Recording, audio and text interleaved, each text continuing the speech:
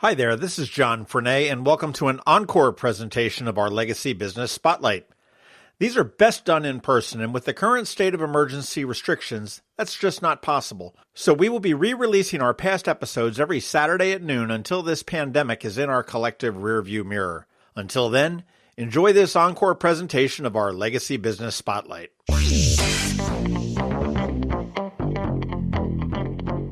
Some businesses succeed, some don't. Then there are those that seem to have been around forever. The true entrepreneurial success story. How did they do it? What was their vision? What makes a success?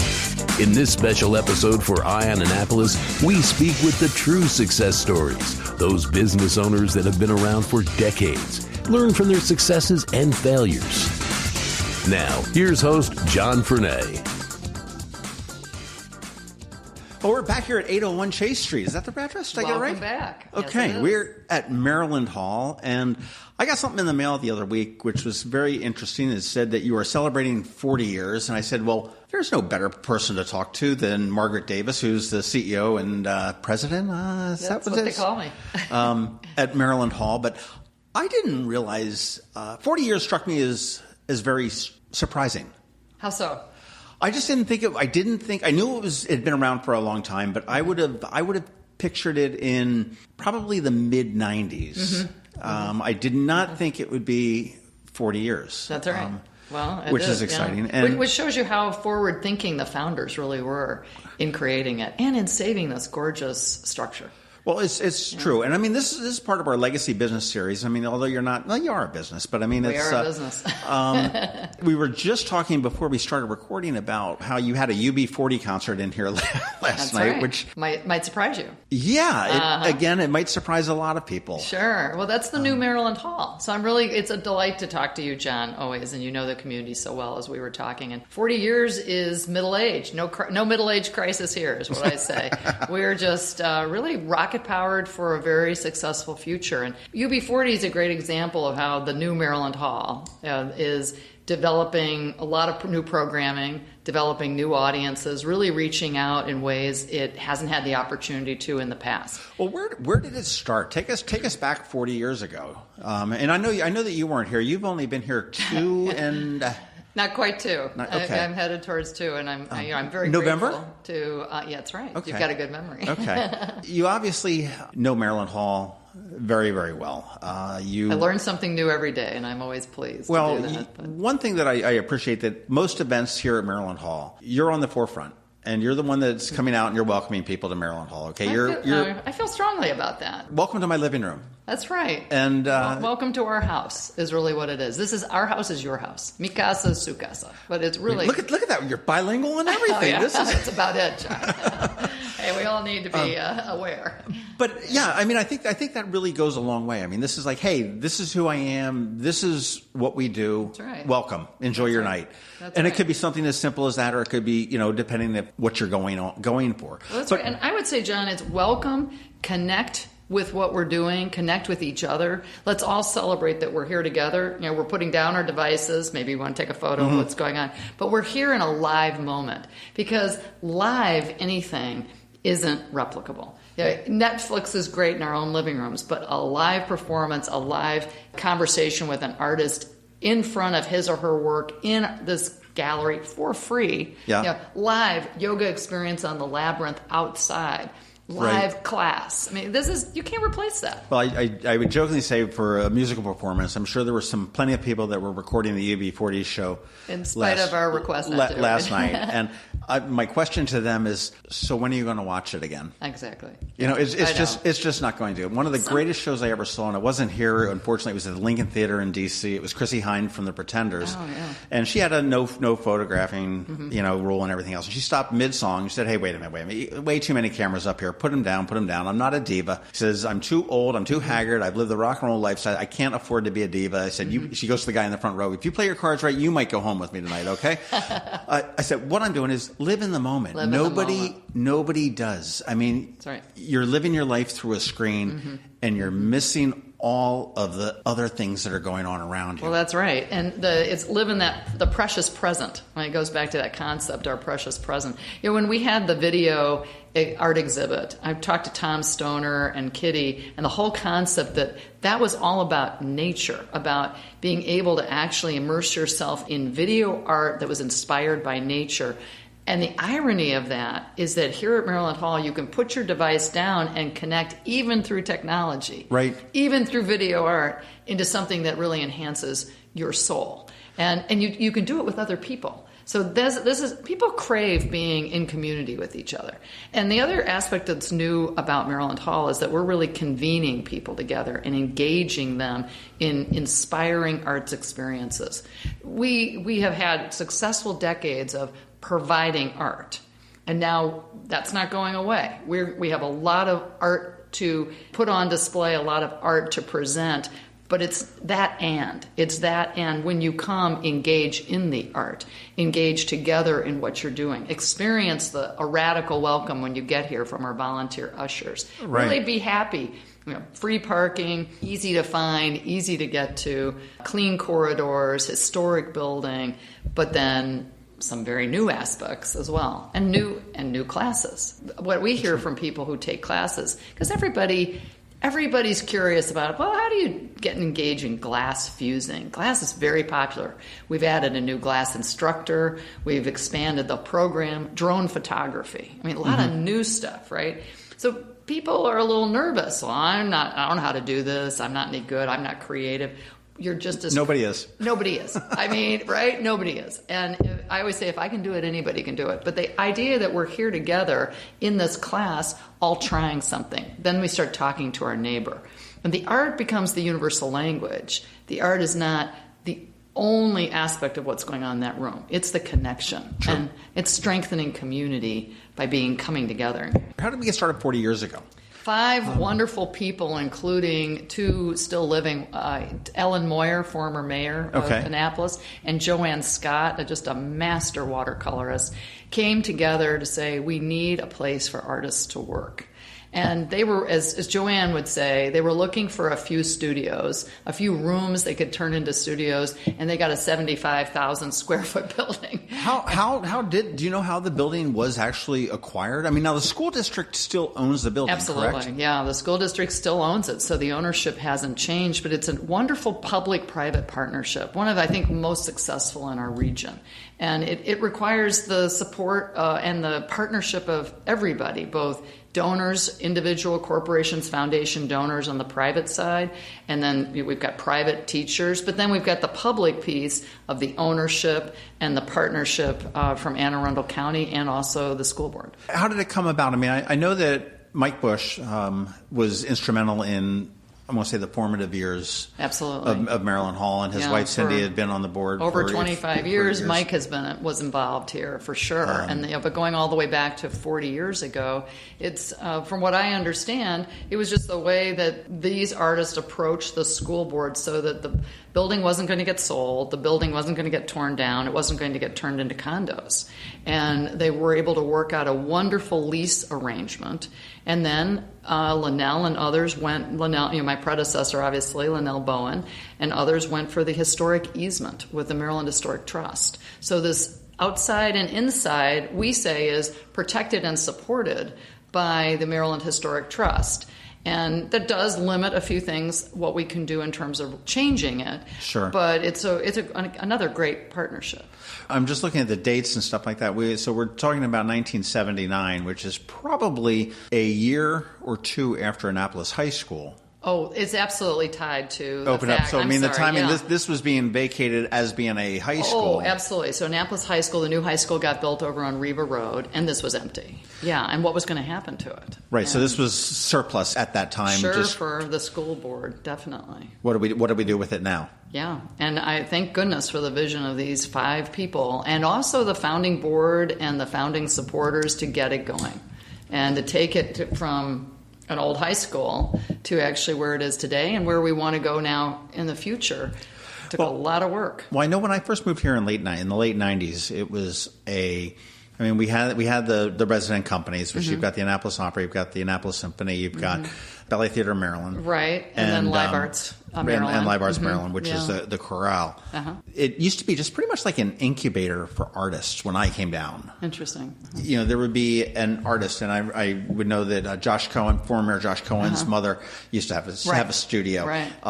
Phyllis Avedon had a studio there, and she could create within there. And then when they decided to move things up and it was time to move on and freshen it up, and there was always the big dust up, and they were like, how dare they oust me, and so on. And I'm sure that they were paying a song and dance, if anything, to be here. And they obviously offered some classes. I mean, and it was typical, okay, let's do pot turning. And now we formalized the Artist in Residence program, which is really what you're describing a little bit of, is foundational to our core, given how we were started.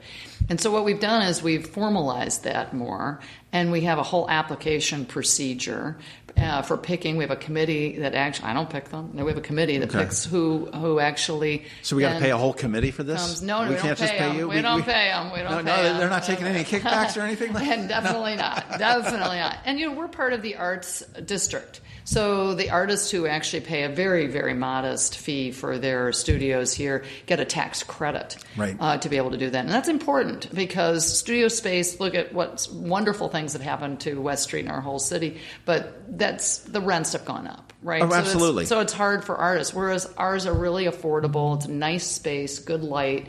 And we have now about 5 different artists in residence, plus some house artists. Jay Fleming is here as a special partner. He's great. His printer's here. He creates here. We have other artists, Harley Hope, and then in addition to Elizabeth Kendall, and just a great group of people who are right up there on the 3rd floor. The 3rd floor is now alive all the time with both artists working, classes, music. It's got a whole new feel to it.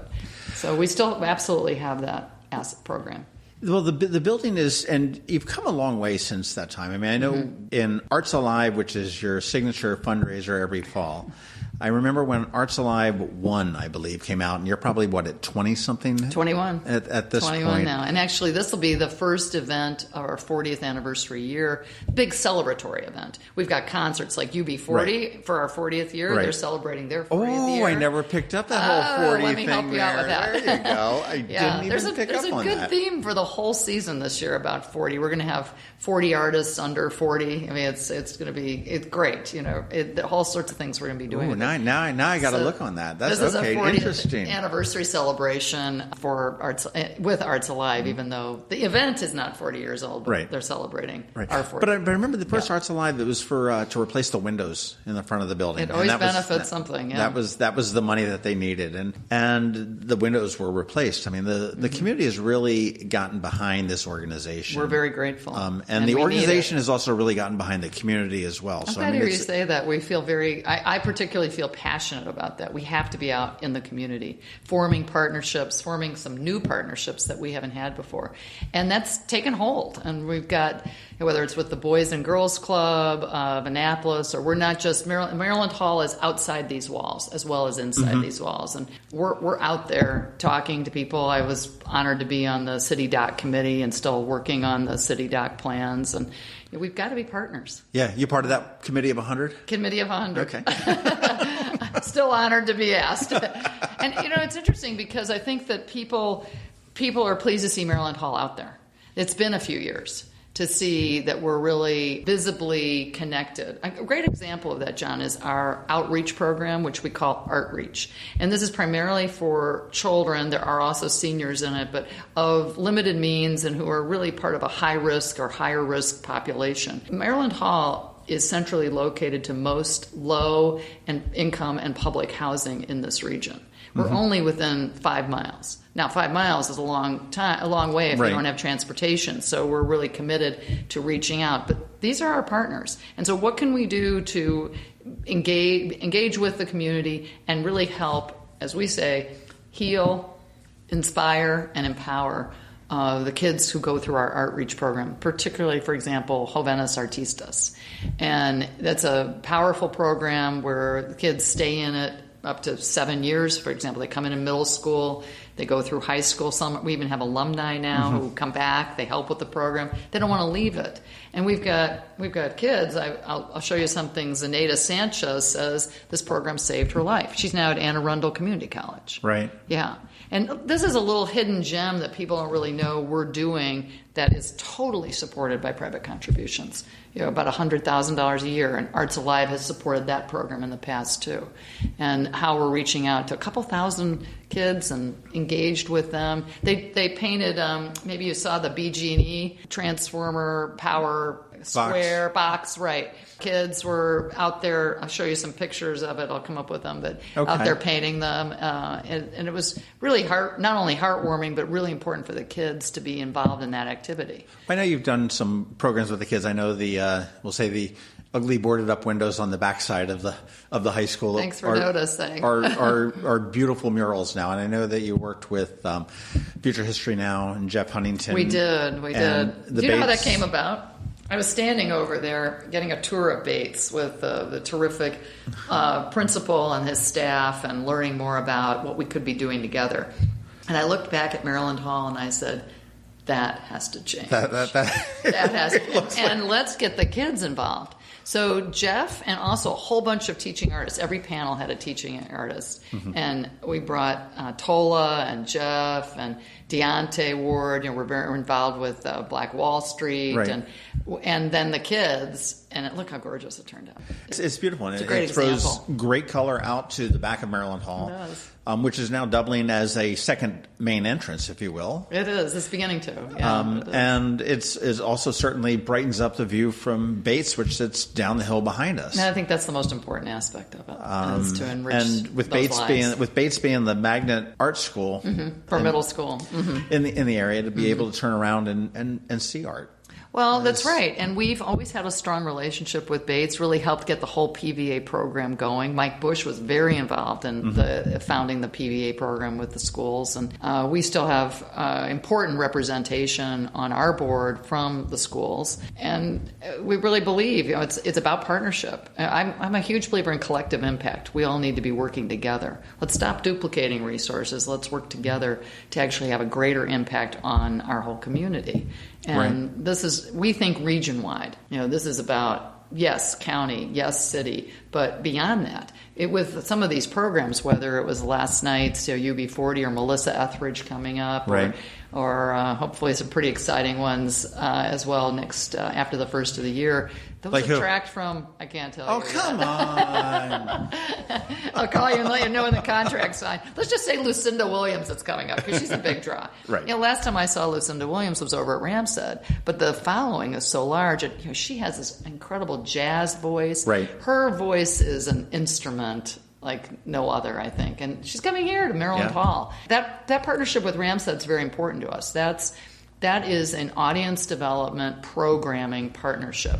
Well, it really is, because you also, certainly it has to do with the improvements that you've made here to Maryland Hall that makes it attractive to Ramshead. Sure. Sure. But now you've got the ability for Ramshead to, I want to say, go after some, I hate to say A-list talent, because that makes it sound like it's not A-list that's performing there on People stage. Who have a wider audience. That would have a wider draw and whatnot to be able to. Yes, I can sell out a room for 300 without a problem, but this is somebody that can sell out an auditorium of 800. That's right. Is that what you're 850? 720 now. 720. Okay. 720 now. Then we're headed to renovate the balcony, which really needs to be renovated, and we're headed for a whole Act 3 part of our future, which is the continued renovation, refurbishment, and new construction of this next phase. Right. And by the way, the balcony is my favorite place to see things up there. It's got great sight lines. I'd like to get you a little more leg room. So our plan is to renovate the balcony. We'll probably lose a few seats up there in order to get our guests. Leg room can work. And I will say the renovation down in the auditorium did give it a lot of extra leg room. It did. They're great seats. And the acoustics are excellent. We're going to enhance the acoustics a little bit more for the louder acts. It's really a well-tuned room for classical music, and it works quite well for spoken word and film. It can work even better for rock and jazz and popular acts. So I've seen some really good shows that untraditional shows that That's great. The ballet and I've seen the ballet and the symphony and the opera. I'm not a huge opera fan. I mean, I'm unapologetic. I've tried it. It's just not my thing. But incredible diversity of programming that we're offering. But it's just fantastic what you've got. And then you sit there and see. I guess Dennis. I don't know if it was Dennis DeYoung, but Styx. The remnants of Styx was here. That's right. The remnants of Styx. Art Garfunkel came back. It's pretty incredible. And, we underwrite the resident company programming because some people would say, well, but if they, why are we presenting art that can't fund itself? And my feeling very strongly is it's our mission to present art, and ticket sales will never cover art. So we actually use our resources to help underwrite all four of those resident companies. And World Artist Experience, we've got 2 other major partners, Annapolis Film Festival and World Artist Experiences. All of those programs for World Artist Experiences are free. Right. And yet we still have costs. And they're bringing in the musicians and the dancers and the performers and whatnot from all over the world. That's right. And then we provide the facilities and manage those for them and help them. So when you do a paid performance like UB40 or Melissa Etheridge or that profit, provided that there is profit, it's a risky business. I mean, when you book, but that will go to help support.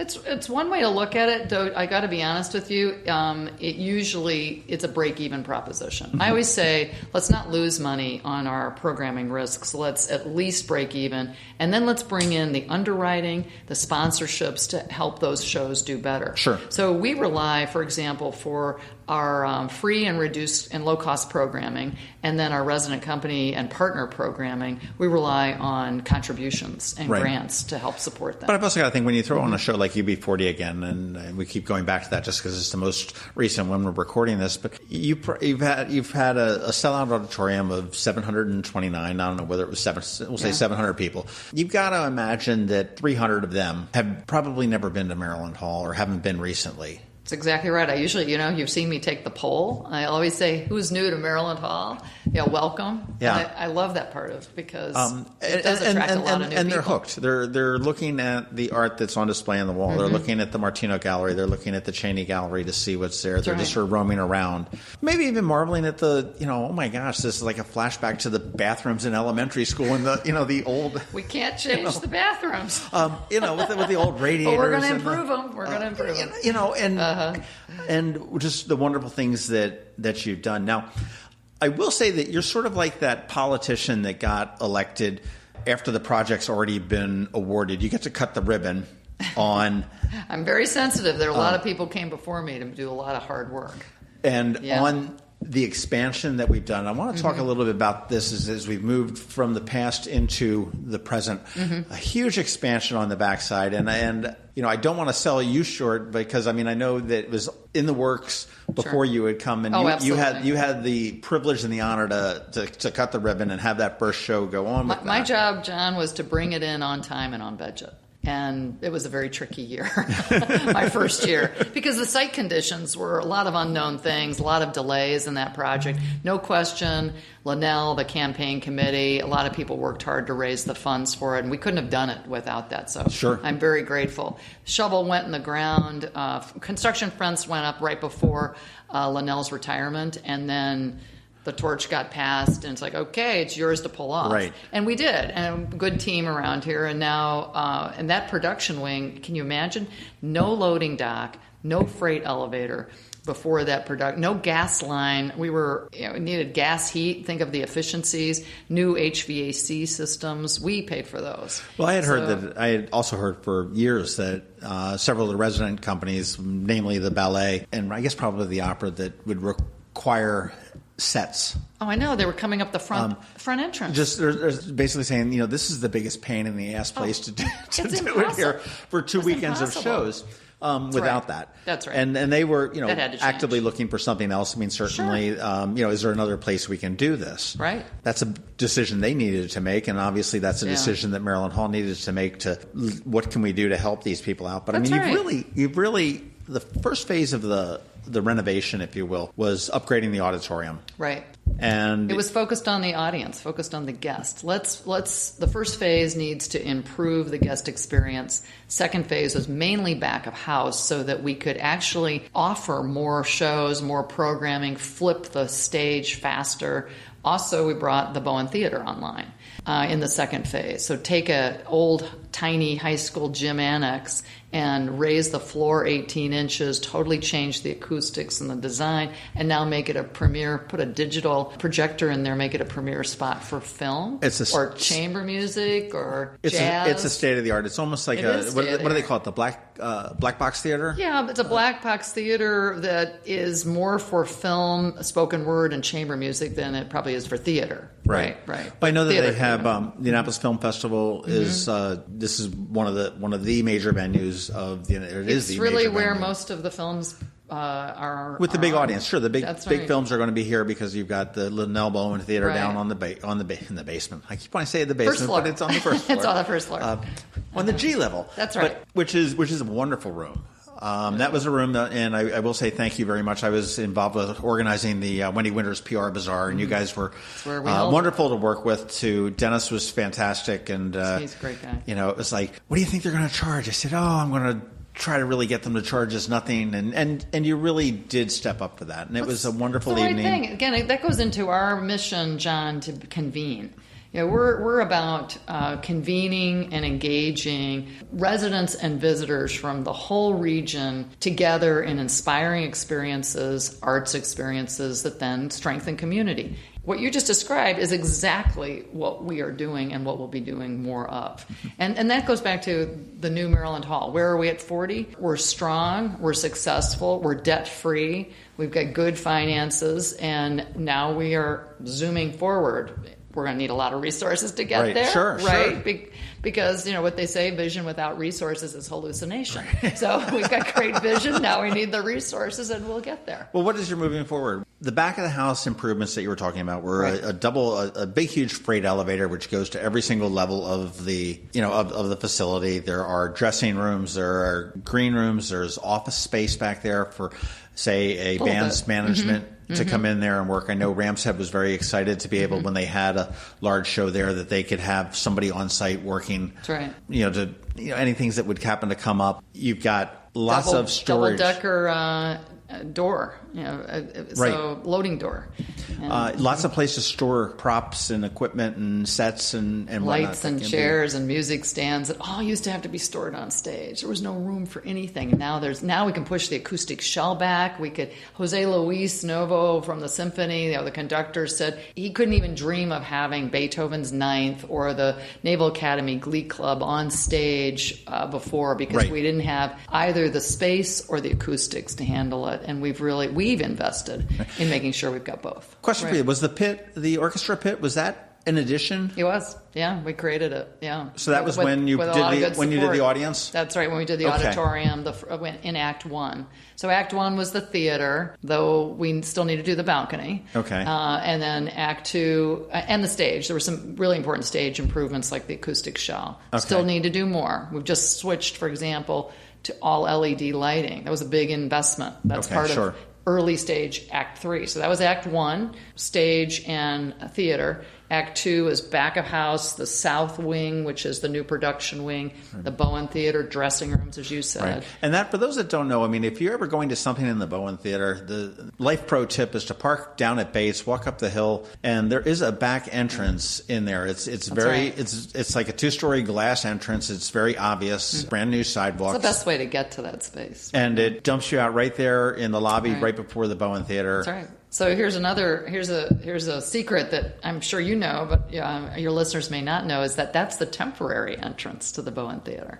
That the new north wing that is in final design and that we'll need to raise a lot of money for, is going to go, it's a companion footprint to the south wing. It's going to go right to the north. That'll actually be a new destination north entrance for all of Maryland Hall. Because right now, John, you think about it, the main entrance to Maryland Hall, you have to go upstairs to the second floor. It's beautiful, it's historic. Right. But every other entrance here is kind of a side door. It works well if you know how to get in and out of here and you know where you're going. But we have an opportunity with this new north wing that is essential to build. and I can tell you a little bit why, that make that a destination north entrance right across from the largest parking lot. Probably have drop-off, may even be offering valet parking. Okay. Certainly, when you think about it, there will be driverless cars in our future, so it'll be an opportunity for drop-off there. Right. It'll be a ride-share pickup drop-off spot, too.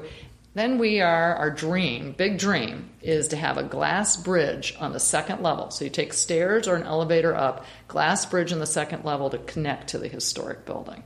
And it will be beautiful, and it'll be so important. So this north wing that guests. you're talking about is basically going to mimic, for lack of a better word, the storage wing in the back of the house that you've done. The footprint and the profile. Right. Yeah. Okay. So that's going to be the storage on, as you're looking from the rear of Maryland Hall on the right. This will be on the left. That's right. If you're looking from the So this wing west will side. sit outside of the current building. Right. It'll attach just like the other one. It'll attach to that, what is the northwest corner of the historic.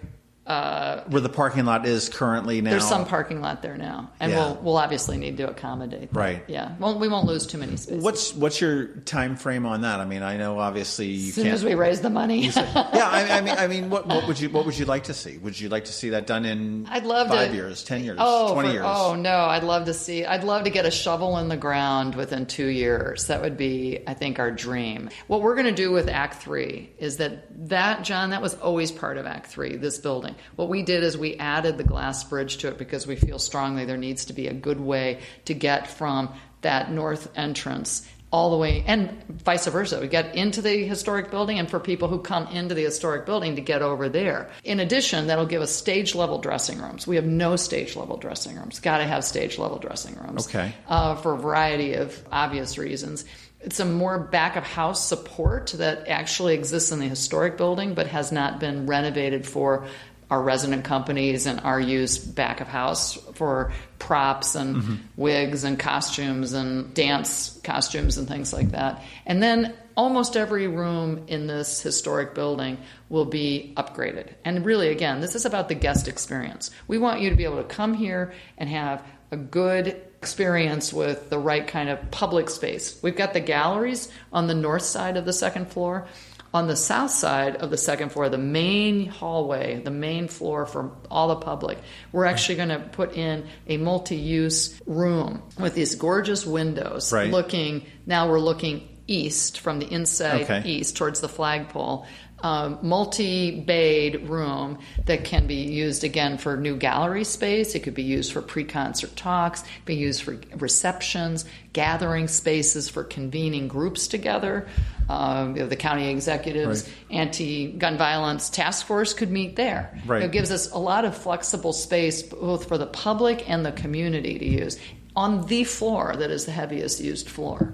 Right. So I'm really excited about that. The other thing I'm excited about is bringing all of the resident companies together in office space that's co-located so that we can convene and collaborate more easily together and really talk and plan seasons, years in advance together. Okay. And that's, believe it or not, geography is not our friend in this building sometimes. Yeah, no, I know. Well, I know that Valley Theater, Maryland, their offices are in the industrial park. Right. And Diana comes over here and Nicole come over here all the time to meet with us and talk. But wouldn't it be great to run into them in the hallway and actually start planning the season together? Right. Yeah. And then they have something, I exactly solved that problem right away. You see some of the new collaboration with our resident companies and even with Maryland Federation of Artists, with some of our art exhibits that are focused on both visual and performing arts. So we're combining that visual art with the performing arts and the creative arts. And I love that cross-disciplinary piece. Kind of what we did with Blues at Home. With H.C. Porter's work, who's one of our artists in residence. We brought blues musicians up from Mississippi to play on the stage, where she'd also captured those portraits in her big work that she did on blues. I think that I love the way that art in general has really sort of evolved. I mean, when people of my age, you think art is the stuffy, pictures hanging on walls in museums. And I will say that I probably got exposed to art a little bit more when I came to Annapolis, just more of I'll say the bizarre art. There was I'm going to draw a blank on his name. I'm trying to remember his name. Babington Walker, and I don't know whether he's still here or not. Great name. But he was doing a portrait in the window of perhaps 49 West, could have been Tsunami. Oh, sure. And he was drinking red wine and spitting it out between his teeth to create a portrait of Lincoln. And it was, I'm like, okay, that's really bizarre. This is the same guy that went out on one of the fringe festivals and did another port with blowtorches. And, right. And wouldn't it be great to bring that back? Or even to talk about art in construction. Have people see what goes in. We often only see the finished product. What if we all learned about what goes into it? What are the products that we never see? The passion that you exude, as well as the artist. I mean, these guys aren't making millions and millions of dollars. I mean, they're not. I'm going to say probably Rodriguez is Anomaly that can sell his Blue Dog pictures for hundreds of thousands of dollars. But I mean, these guys are putting their blood, sweat, tears, passion into it, and their own resources. That's I imagine it's sort of like racing horses to a degree. You put an awful lot of work and effort into it, and then you hopefully you win one, and then it holds you over till the next time. Our artists are creative about how they cobble together a living, and I think Maryland Hall is the perfect cultural hub to bring all the different artists together, be they working independently. I don't think people should have to be part of our resident companies to be here and partner with us. We don't want that. So how do we bring the whole artist community together so we can be stronger, both individually and then also for our whole region? And we've got a role in that. We don't have it defined yet. We want input from people on where should we go with that concept. Right. But why not here? If not here, where? And we should be doing that. And we should be looking at the future and again, partnering with the people who care about art and also this community. I look at some of the programs that we've held recently. An example would be the Maryland Lynching Project, with Connecting the Dots, or how we convened that group. We had films, we had panel discussion afterwards.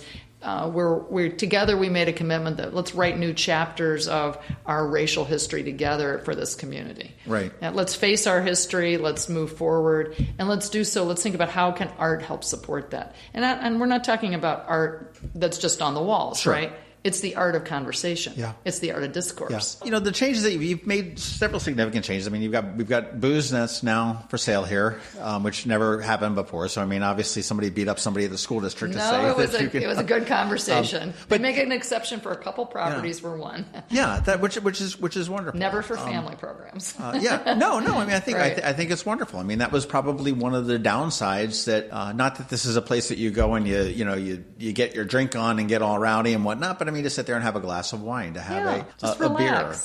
We have the cafe at Maryland Hall, which is interesting. Okay, I want to talk about that. That is not. You don't have employees working that. How about that? We've got school children working that, and that's a partnership. Child labor laws.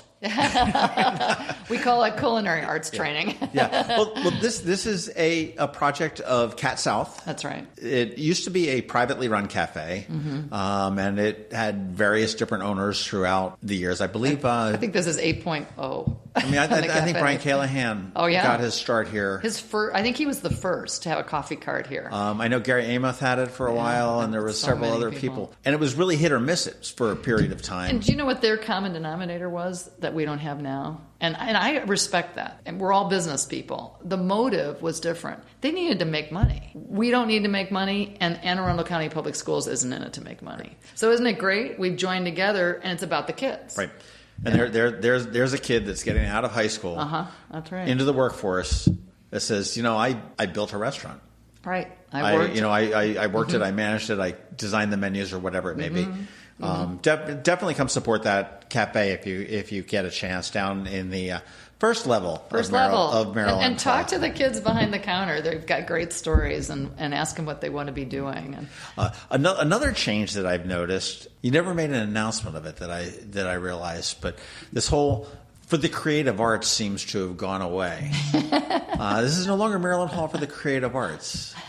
We definitely are always about creative arts. I would say it's important to recognize, what do people call us? Okay. People call us Maryland Hall. And I will say, on September 6th at Arts Alive, we will have a very exciting announcement that will play into this part of our conversation, John, but I'm not going to tell you any more than that.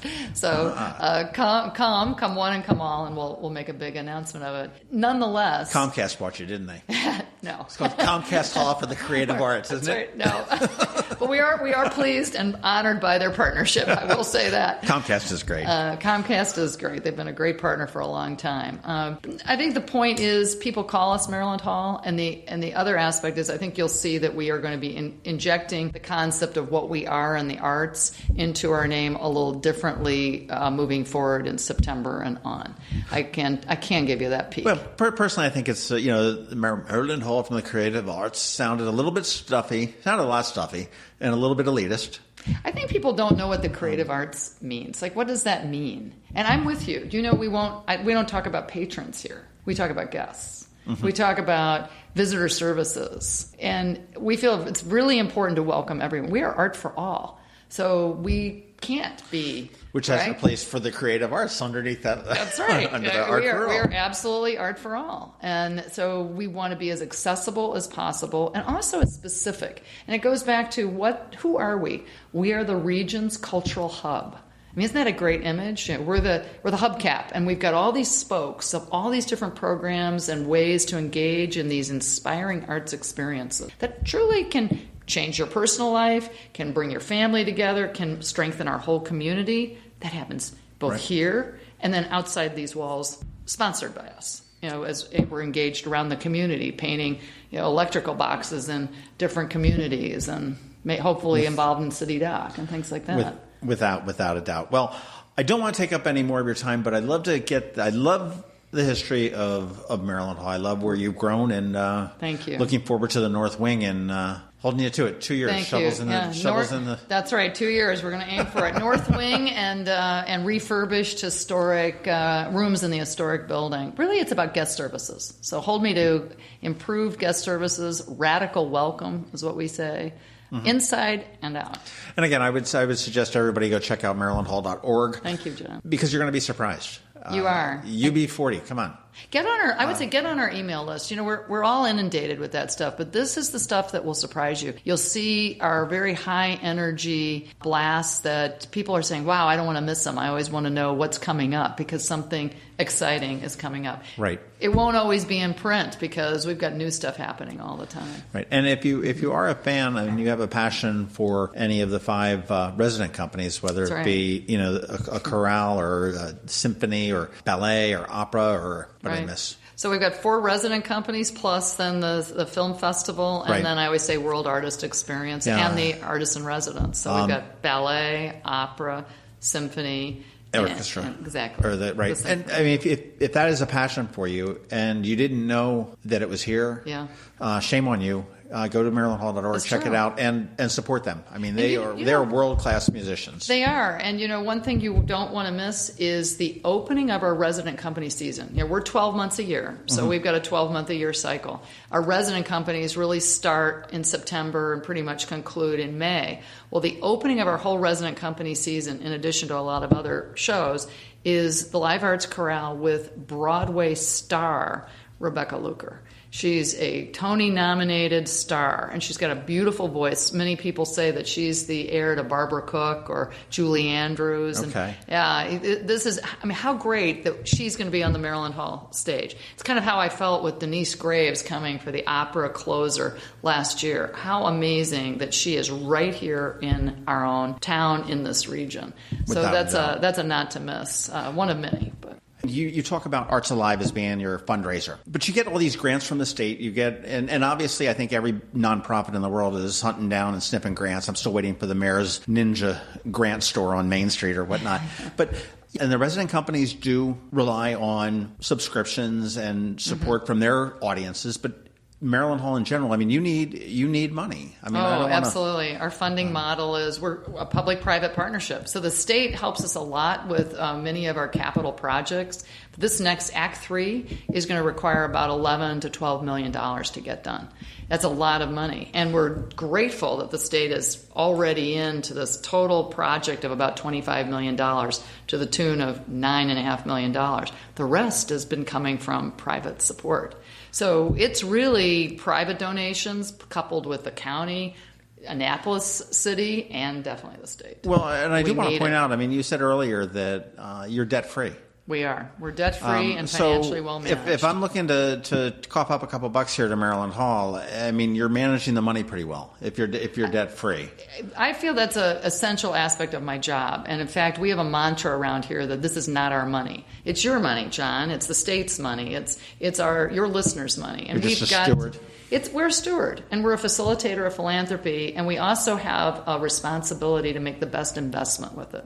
So every contract I sign, every decision we make for an improvement, I always say, is this the best use of the money? Is it going to reach the most number of people? How do we make this place better for art for all? You know, our key mission of what we're doing here. We've got to do that, and we do. And so I'm really pleased. We also have a reserve fund, an operating reserve fund. Right. So if we had a real problem, we could get through it. But that doesn't pay for the day to day. So John, we've got a $3 million budget, and we got another $11.5 million of capital to raise. We have a big campaign on now, and you'll hear more and more about it. And we need everybody to help. I mean, a membership is a great way to engage. Tremendous benefits. It's a great way to get the information, and then you start growing your support there. We did have we've got a number of members who jump in at the higher levels right away because they appreciate what we have. But there's an energy here of connecting, of enriching, of engaging. You know, people want to be engaged and come out of their houses and be together at exciting happenings.